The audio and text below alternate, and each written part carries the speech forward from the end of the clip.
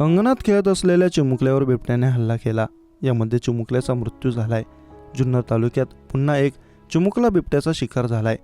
बिबट्याच्या हल्ल्यात 8 वर्षांच्या मुलाचा मृत्यू झाला असून बिबट्याच्या हल्ल्याची 1.5 महिन्यातील ही तिसरी घटना. बिबट्याच्या हल्ल्यामुळे जुन्नरमधील ग्रामस्थांमध्ये आता दहशतीचं वातावरण दिसून येते. अंगावर काटा आणणारी ही घटना आहे.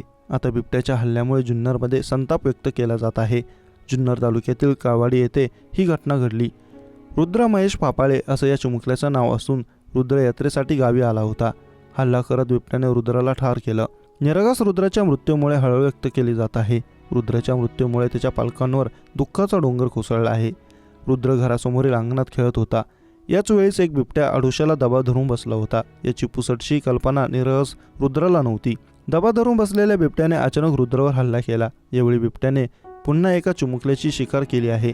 या घटनेनंतर मात्र आता काळवाडीतील ग्रामस्थ आक्रमक झाले आहेत. जुन्नरमधील 1.5 महिन्यात बिबट्याच्या हल्ल्याची ही तिसरी घटना आहे. 11 एप्रिल रोजी जुन्नरमधील शिरोली खुर्द गावात बिबट्याने एका चिमुकलीवर हल्ला केला होता. या घटनेत संस्कृती कुळेकर नावाच्या चिमुकलीचा मृत्यू झाला होता. शेतीपासून काही अंतरावर या चिमुकलीचा मृतदेह आढळून आला होता. या घटनेमुळे जुन्नरमधील ग्रामस्थांमध्ये संतापाची लाट आहे.